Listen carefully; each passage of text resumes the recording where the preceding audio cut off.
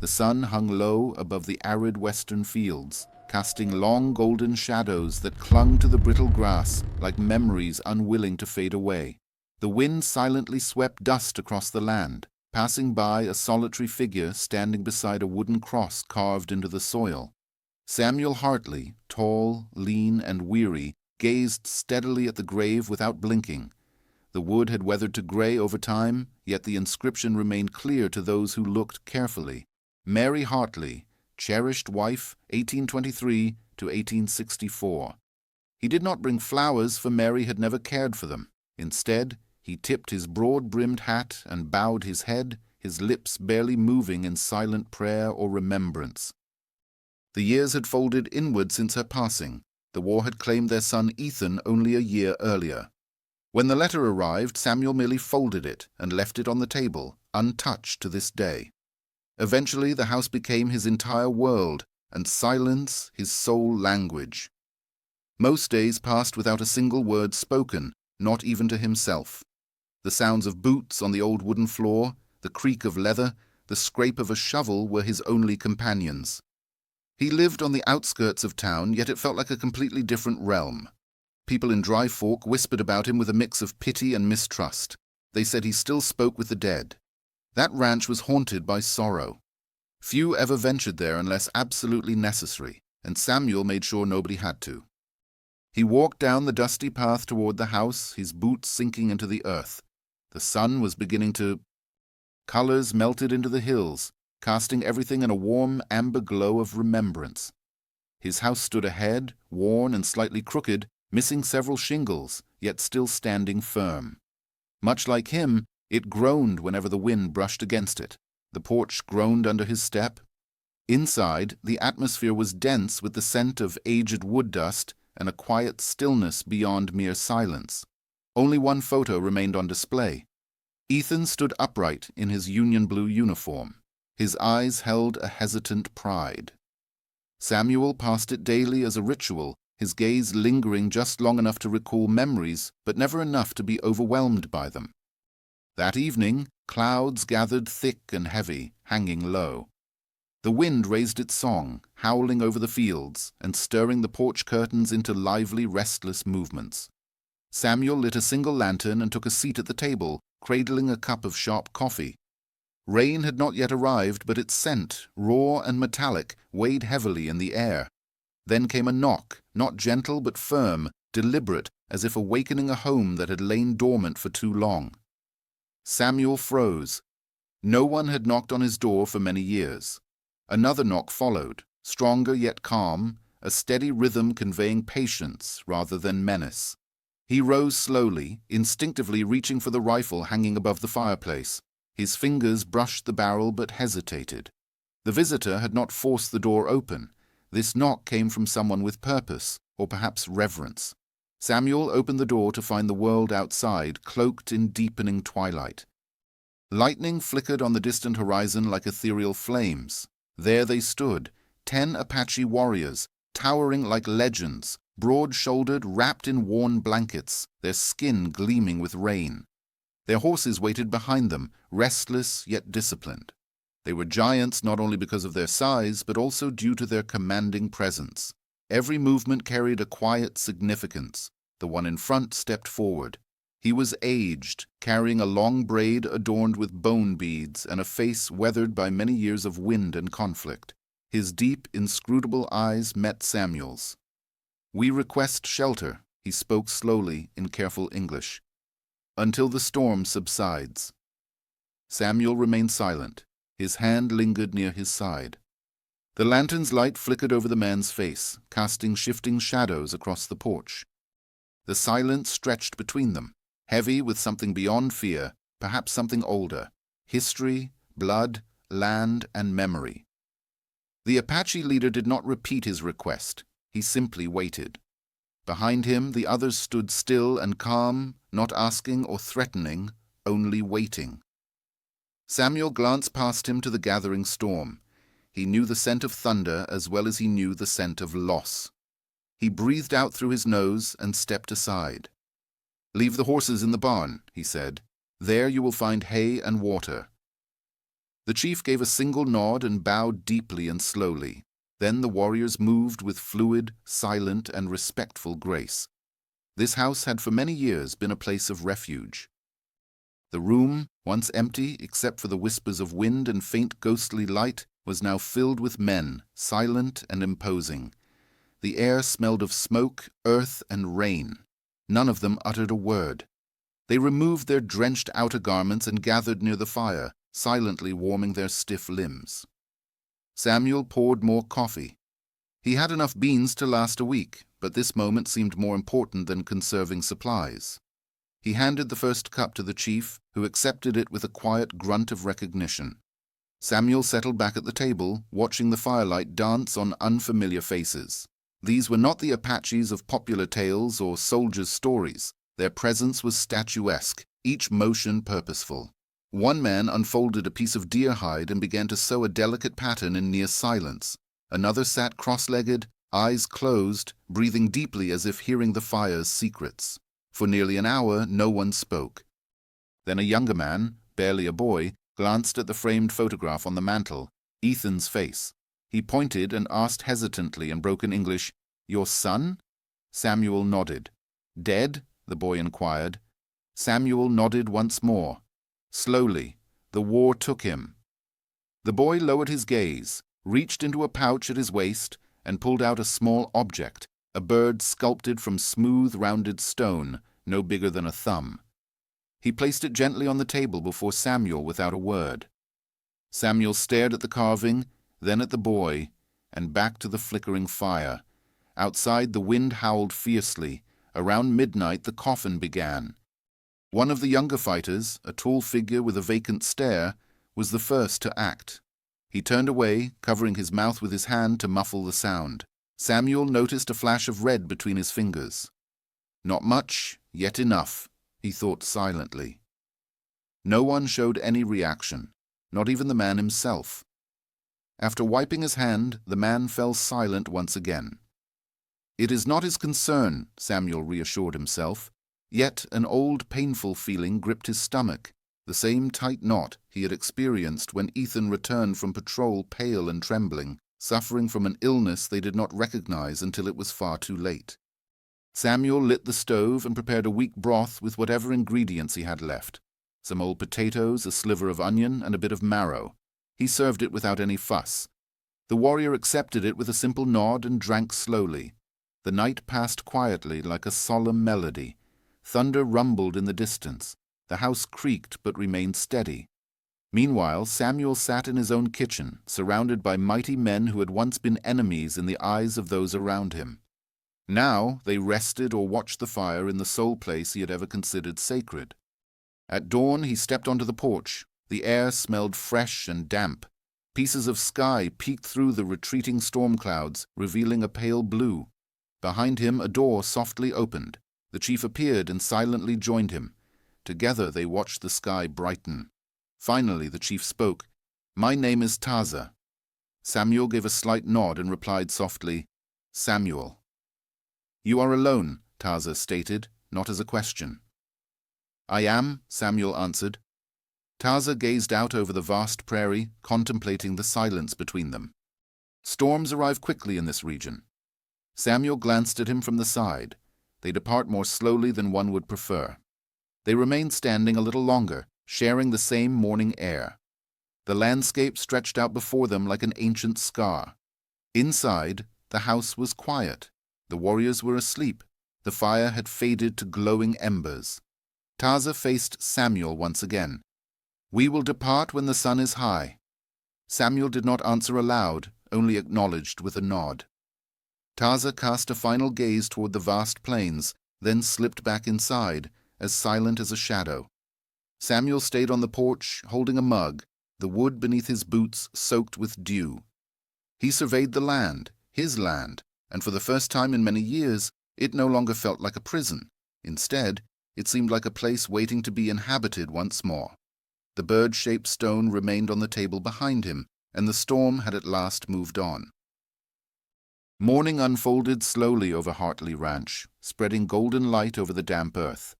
The storm had cleansed the sky, leaving behind a peaceful stillness that felt almost sacred. Dew clung to every blade of grass. The breeze had softened to a gentle murmur.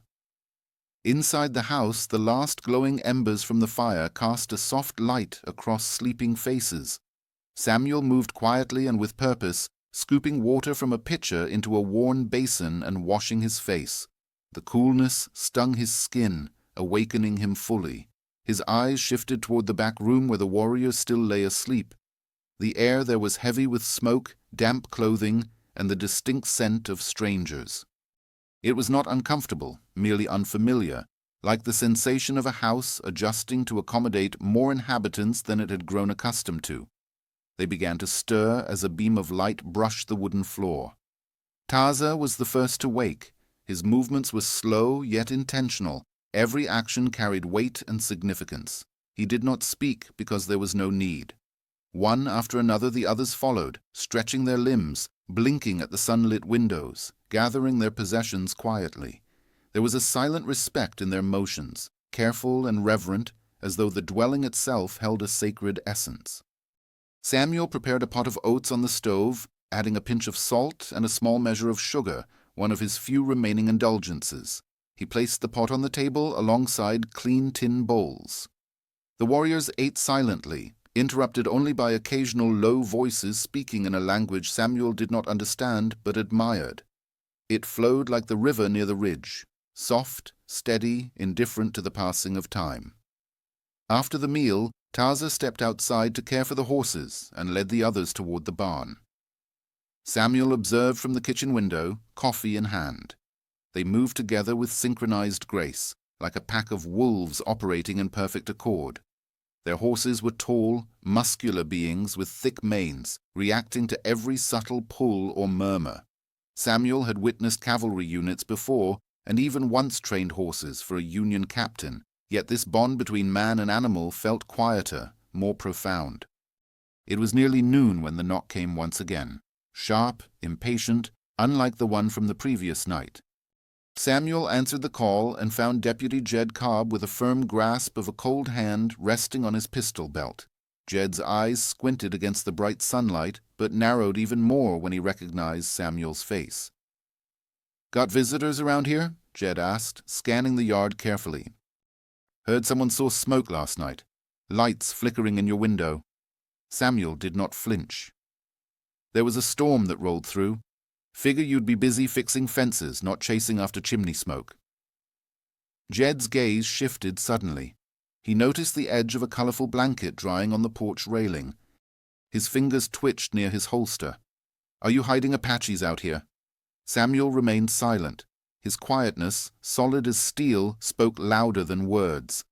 Jed spat onto the ground. "You are risking a lot, Samuel. You know what people think about them." Samuel's jaw tightened. "I don't care what folks think. They came knocking. I opened the door." Jed leaned forward slightly in his saddle. "You don't owe them anything. They have taken enough from men like you." Samuel looked up slowly and deliberately. "Have you ever lost a wife, Jed?" Jed blinked, caught off guard. "What does that have to do with anything? Then don't pretend you understand what I owe, or to whom." Jed stayed silent for a few moments, caught in the deep anger of the man in front of him. Finally, he grunted, pulled on the reins, and turned his horse. "The town will not take this kindly. You might want to think that over." "I have," Samuel said as the hoofbeats faded away. He closed the door softly. Behind him, one of the warriors remained, watching intently. The youngest, the one who had been working on the stone carving the previous evening, remained silent and simply nodded. That afternoon passed with steady effort. Samuel went to the barn, fixing a broken plank in the fence alongside two of the Apaches. Their English was limited, but the task required few words. A gesture, a tool handed over, a nod of approval was sufficient. Inside, the house had changed. Where once there had been a stillness like death, now there was movement and life. One of the older warriors cleaned the fireplace while another carefully sharpened his knife, mindful not to scratch the wooden floor. The injured young man who had been coughing blood sat by the window, wrapped in a blanket. His breathing was easier today. Samuel had placed a tin cup of willow bark tea beside him earlier. and the boy had given a single nod of gratitude. It was near evening when Tarzan spoke once more. He stood beside Samuel as they looked over the pasture and said softly, "You lost your son."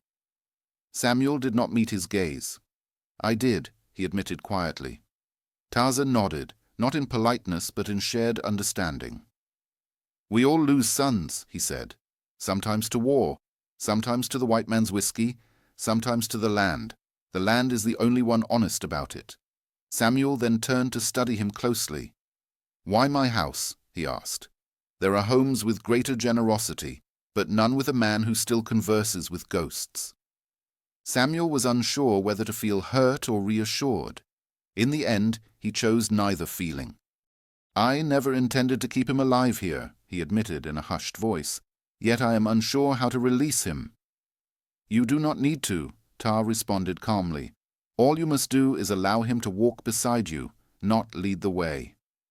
That evening, Samuel laid out the final loaf of bread, the last portion of salted pork, and boiled the remaining potatoes. They shared the meal around the table. No one asked for seconds. No one showed any disappointment. They ate like men seasoned by hunger and expressed gratitude not with words but with their eyes. After the meal, as the fire burned low, one of the warriors, broad-shouldered and marked by a jagged scar tracing down his right cheek, began to hum softly, a steady, low rhythm. Another joined in, then another, until the room resonated with a weight of sound that was not a melody, but a shared memory. It was like hearing the heartbeat of something older than time itself. Samuel closed his eyes. He could almost sense Mary's footsteps in the kitchen. He could almost hear Ethan laughing out in the yard. When he opened his eyes, the warriors had fallen silent again, eyes shut, hands resting gently on their knees. Samuel noticed his breathing slowing, deepening, as if something inside him had finally relaxed. Later, long after everyone had retired for the night, Samuel stood at the doorway to Ethan's old room. Nothing had changed. The bed remained made, the boot was still tucked beneath it, and the carving Ethan had begun, a half-flying bird, remained on the shelf. That night he left the door open. By morning the wind had turned. It no longer whispered softly as before. It came from the town known as Judgment. A rider on a chestnut mare appeared just before noon. Reverend Amos Grady, his robes dusty and eyes filled with concern, greeted Samuel with a gentle smile. It was the kind of smile a man wears when bearing unwelcome news he wishes he did not have to deliver. "Samuel," he said as he got off his horse, "I thought to bring you some flour and some words." Samuel offered him coffee, and they sat on the porch while the Apaches kept to the barn. "The town is restless," Amos said softly. "The news has spread. I suspected it. They do not like this, Samuel. They cannot comprehend it. I did not ask them to." Amos stirred his cup thoughtfully. "They believe it is dangerous. Anything unknown frightens them. They think you have changed." Samuel looked toward the preacher. "Perhaps I have." Amos nodded slowly, sipping his coffee. "That is what frightens them the most." The preacher rose. He did not push for more, but before leaving he said, "They will send someone again, not to converse."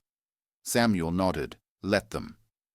That night, the atmosphere was different, even more rigid. The warriors moved with greater caution, their eyes vigilant and senses heightened. Even Tarzan appeared burdened. Samuel sat alone for some time, holding Ethan's photograph. He traced the frame's edge with a calloused thumb, recalling his son laughing amidst the wheat, falling asleep on Mary's lap and saying, "I will be back, Pa," before heading east. Samuel had not realized that would be their final farewell. Now he watched a boy not much older than Ethan quietly coughing into his blanket, while warriors sharpened their knives. They might soon need them and their sheaths. Samuel noticed the firelight reflecting on faces that clearly did not belong here, yet somehow seemed more fitting than any one Dry Fork had ever known. The silence returned, but it was no longer the same emptiness he had experienced for years. Now it carried meaning, weight, and within that quiet, Samuel discovered something he hadn't realized he was missing, a sense of belonging. Just before drifting to sleep, he caught one of the warriors murmuring softly in his own language. He did not understand the words, but their rhythm felt familiar and comforting, like being home. Dry Fork was always a place where watchful eyes peeked from behind shutters and tongues wagged long before truth could catch up. Rumors spread quicker than horses, and once started, they dug in deep. By the third day, whispers about Samuel Hartley's visitors had turned into open conversations at the blacksmith, the feed store, and even on the church steps. 10 Apaches, they said, staying beneath Hartley's roof, armed without doubt, surely scheming something. It just wasn't right. It wasn't safe. Jed Cobb, whose stubbornness outweighed his wisdom, sat in the saloon sipping a drink he never paid for. He seethed at the corner table, idly twisting the handle of his 6-shooter as if it held secrets he couldn't voice. He hated being overlooked, he hated being disregarded, and he especially hated Samuel Hartley siding with anyone other than the town. "He's lost his mind," Jed muttered. "Or he's hiding something far worse. Nobody told him to calm down." In places like Dry Fork, hostility disguised itself as adherence to law and order. Samuel was a deputy, which granted him enough authority to cause damage as long as he justified it as his responsibility. Back at the ranch, Samuel stood in the barn entrance, arms folded, observing Ethan and his crew fix a broken wagon axle using only a hatchet, patience, and rope. Their movements resembled the smooth flow of river stones, each piece fitting seamlessly with the next. There was no yelling or unnecessary actions, only quiet efficiency that revealed years of living close to survival. The boy, Nantan, who had been coughing up blood, was getting better. His fever had broken the night before. Samuel kept a cool cloth on his forehead and stirred broth with steady hands. He had not spoken much to the boy, but when Nantan opened his eyes and saw the old man beside him, a silent exchange passed between them. Perhaps it was gratitude or a shared understanding that required no words. Later, inside the house, Taza joined Samuel by the fireplace. He sat down casually, his tall figure folding beside the elder as if it belonged there. The silence connecting them now felt comfortable and shared. "My people will not stay for long," Taza said quietly. "Only until Nantan can ride." "I had a feeling," Samuel replied. He placed a cup of hot water with mint near Taza's hand. "But you are welcome here while you remain." Taza looked at the steam rising from the mug. "You do not speak much, but your words hold meaning. The young could learn something from that." Samuel gave a slight nod. "I spent far too many years shouting at shadows." Samuel's lips curved slightly, not quite forming a smile. "Do they pay attention?" "Not often," he replied.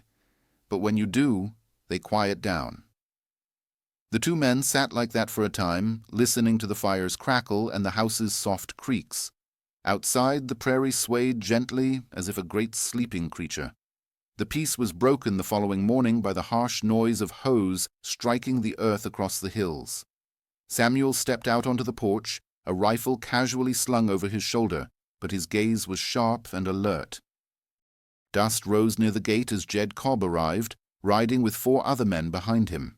They were local lads, fiery-tempered but quick to judgment, carrying rifles openly and showing no sign of friendliness. Jed halted just beyond the fence, standing rigid. "We come here peacefully," he said, though his tight grip on the reins suggested otherwise. Samuel did not respond, simply waited. Jed's eyes scanned the property. "Town sent us to check things out, make sure everything is proper." "You mean proper for white people?" Samuel asked in a low voice. Jed's face reddened. "Don't twist my words. We just want to be sure you're not hiding fugitives. Some of them may have had a hand in that raid near Prescott last winter." "They haven't drawn weapons," Samuel said firmly. "Haven't asked for anything but shelter." Jed cocked his head. "They're not citizens. You don't get to make demands." Behind Samuel, the door creaked open and Taza appeared, his expression impossible to read. He stood silently beside Samuel, tall and steady. Jed's hand slid toward his hip. "You sure about this, Hartley?" Samuel did not flinch. Never been more certain about anything. Samuel glanced at his men, trying to sense how ready they were for a confrontation. One of them shifted uneasily in his saddle. Another swallowed nervously. "I guess we will return," Samuel said at last, "and next time we will carry papers, official documents." "Bring whatever you like," said Sela. But if you come with harm, you will not leave with it." The standoff ended without violence, yet the air was heavy with dust, and a bitter taste lingered in their throats. That evening, Taza addressed his men in their language. His speech was steady, but the mood had shifted. It was no longer calm. It was tense and prepared. Samuel remained by the edge of the room, observing quietly. When Taza finished, Samuel softly asked, "Are you leaving soon?" Taza nodded. "At first light in 2 days we ride." Samuel looked down at the floor. "They will return, maybe with more men, perhaps even worse than Jed." Taza briefly placed a hand on Samuel's shoulder. "We do not fear death, but we will not bring it to your doorstep." "I do not fear it either," Samuel replied, "but I will not send brave men into danger just because I am stubborn." Those words settled silently, like dust resting on a windowsill, quiet yet lasting. That night, sleep was restless. Samuel dreamed of Ethan, not as a boy or in uniform, but standing at the fence with his hands in his pockets, watching the sunrise. Ethan said nothing, only turned and smiled at his father before Samuel awoke with tear crusts in the corners of his eyes. The following day passed like the last breath before a storm, uneasy and too still. The warriors collected their gear. Nantan, pale yet upright, struggled to roll up a bedroll with trembling hands. Samuel handed him a metal canteen and a small folded piece of cloth. "What is this?" Nantan inquired. Samuel met his gaze steadily. "Mary made it," he said. "She told me it kept Ethan safe during his travels." The boy gripped it as if it were a treasure. Shortly after sunset, Reverend Grady appeared again. He arrived alone, a saddlebag slung over his shoulder and a hat swinging in his hand. "I have come to warn you," he said as he stepped into the kitchen. Samuel gave a single nod, waiting for more. "They are plotting something for tomorrow night, not Jed, but others. The town is restless. They refuse to wait for warrants or deputies." Samuel's expression stayed calm, but a shadow flickered across his eyes. "How many?" he asked. "Enough to start a fire," the Reverend replied. "Enough to reduce everything to ashes." Samuel glanced toward the back room where Nantan had returned to rest. "Then they will require more than fire to force us out." Reverend Grady placed a worn Bible on the table. "I do not want to see this place burned down, especially not after all the effort it took to keep it standing." Samuel looked at the book and then at the man. "Neither do I, but I will not plead for mercy from a mob." The Reverend nodded slowly. "Then I will stay here as well." That night, as the warriors packed their belongings and settled down for what might be their final rest, Samuel stood on the porch and listened to the wind. It had shifted once again, colder now and filled with malice. Taza joined him silently. "You could still send us away tonight," she said softly. Samuel shook his head. "If they come with hatred, it will not stop at the barn. It never does." Taza stared into the darkness alongside him. "Then we will face it with honesty." The fire inside the cabin was faint, yet it still provided warmth to the body. Samuel sat by the flames with Mary resting in his arms. He traced the edge of her hand softly, recalling the scent of her soap and the gentle melody she hummed while tending the garden. He did not offer a prayer, but he uttered a quiet message into the room regardless. "If you remain here," he murmured, "protect them." They did not choose this path. From the darkness, a voice replied, "Not Mary's, but Reverend Grady's. God listens even when we do not speak to him."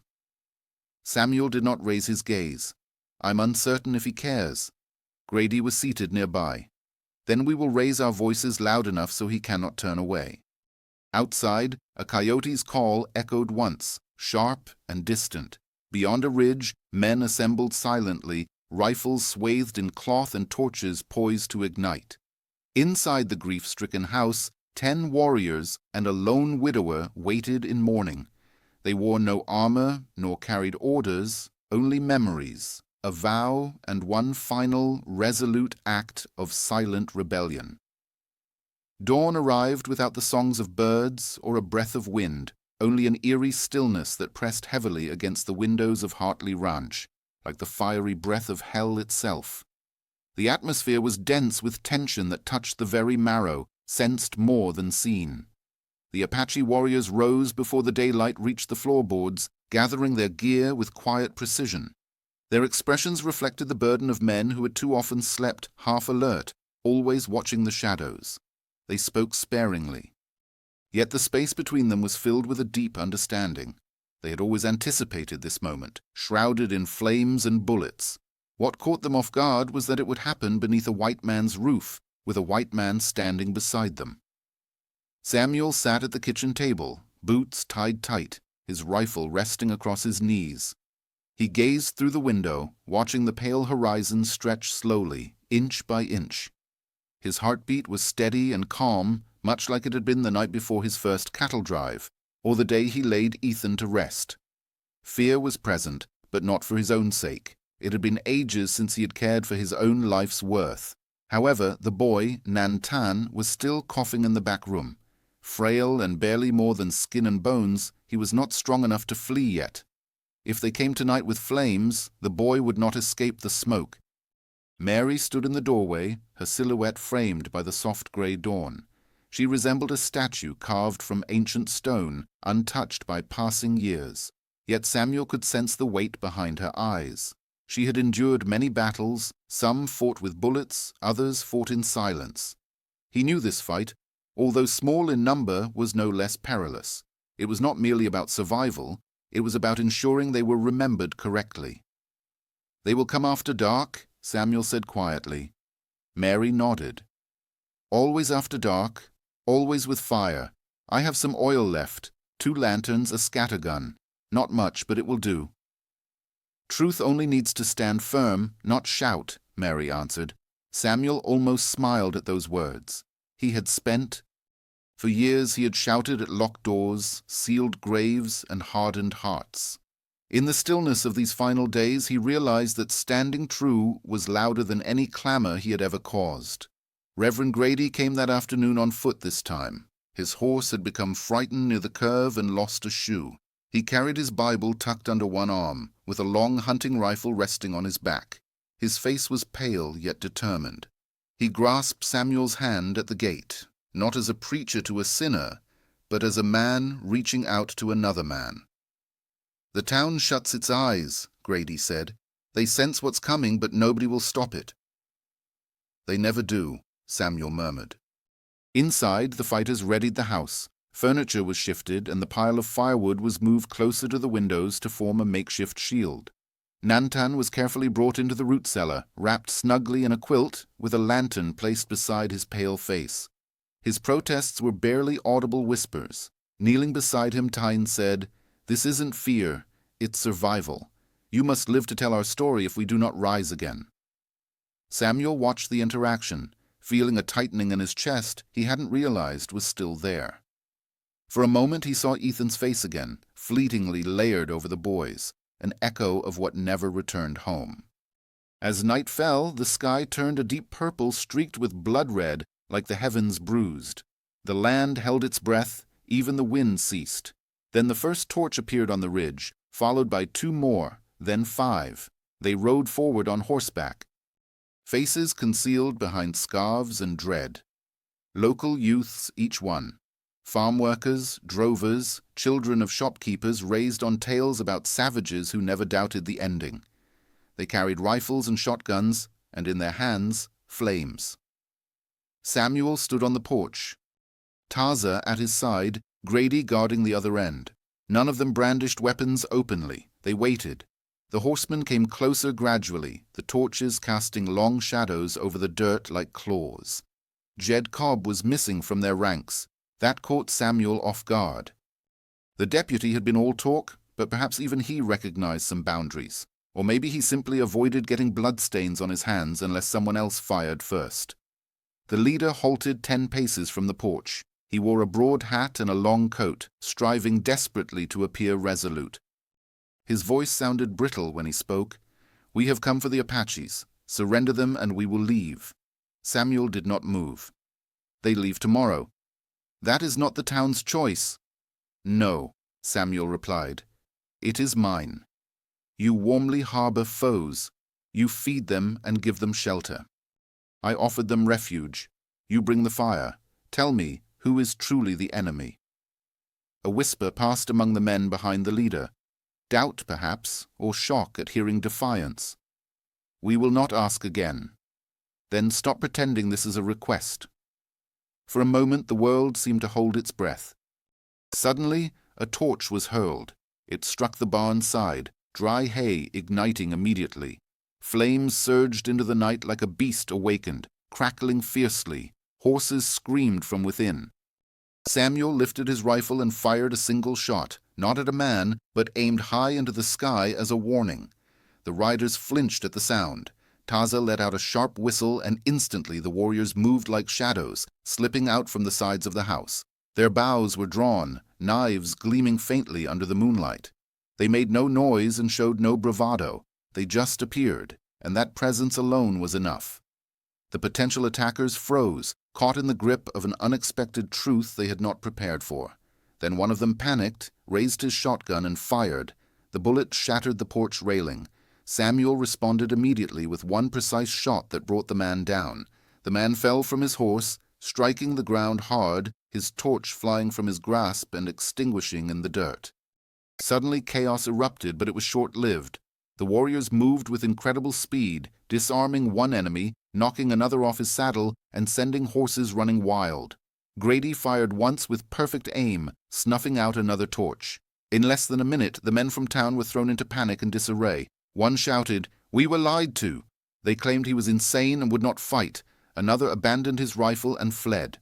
When the confrontation ended, 2 of the men were injured with one unconscious. The others retreated into the darkness, their torches scattered like fallen stars.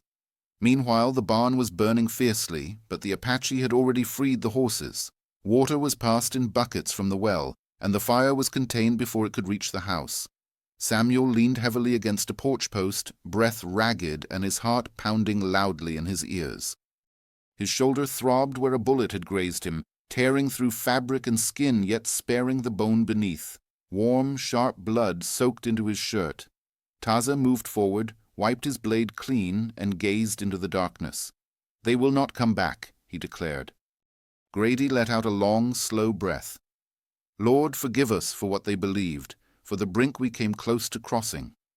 Samuel sat on the porch steps, rifle resting across his lap, blood staining his hand. "They never sought justice," he murmured, "only permission." "And we refused it," Grady replied.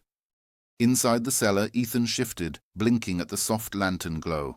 When Samuel opened the door and looked down, the boy whispered, "Did we win?" Samuel nodded. "Tomorrow you will ride." By morning, the riders had vanished. The wounded were tended to and sent back with caution rather than hatred. Grady lingered just long enough to help bury the fallen man in a quiet spot behind the barn beneath a cottonwood tree. No one spoke his name, not because he was undeserving, but because none had ever truly known it. The warriors saddled their horses silently. Ta approached Samuel carrying something wrapped in deerskin, a small carving of dark wood etched with lines forming a hawk in flight. "This is yours," he said, "so you remember that even when wings are broken, they still recall the sky." Samuel accepted the gift without a word, feeling words would never capture the moment. Ethan hugged him before mounting his horse, his frame still slight, yet his eyes brighter than when he had arrived. "You kept me alive," he said. "You made it simple," Samuel said as they rode away. 10 shadows stood out against the rising sun. Samuel stayed still by the fence, holding the hawk, carving warmly in his hand. He did not wave, only gazed quietly. The house behind him emitted the scent of smoke, sweat, and renewal. Reverend Grady approached him. "Did you ever imagine you would fight for people you did not know?" Samuel hesitated before finally replying, "They were not strangers," he said gently. "They simply had not been given a chance to be understood." Grady glanced toward the road. "What will you do now?" Samuel wiped the blood from his hand with his sleeve. "I will repair the barn, cut new posts, maybe plant something." "That sounds right," the Reverend replied. Samuel nodded thoughtfully. "Perhaps this time it will thrive." That evening he sat beside the fire with the hawk carving in one hand and Mary's shawl draped over his shoulders. His eyes were fixed on the flames, not searching for signs or longing for spirits, but reflecting on what it meant to be filled with life and purpose. When he finally spoke, it was not to the fire or the empty space, but to the stillness surrounding him, to the land that had witnessed everything. "I was mistaken," he whispered. "It was not silence that protected me. Silence was what isolated me." Outside, the wind rustled gently. The next morning he left the door open. Today, if you visit Hartley Ranch, you will find 10 stones arranged in a perfect circle just beyond the porch. They are not graves, but reminders that silence can hold many voices, and that healing can arrive with the sound of thunder, carried by braids and feathers. Samuel Hartley never took another wife, yet he spent his remaining days with the windows wide open, the fireplace glowing warmly, and the fence always kept in good repair. Some claim he still converses with Mary. Others say he erected a second cabin nearby to shelter weary travelers seeking refuge. When you speak to old Reverend Grady, he will grin and explain he finally understood that a person is not healed by avoiding pain, but by embracing understanding. So if you carry your own ghosts, invite them in. Let them rest beside your fire. Allow the quiet to be broken. Because sometimes redemption does not shout loudly. It gently knocks and patiently waits.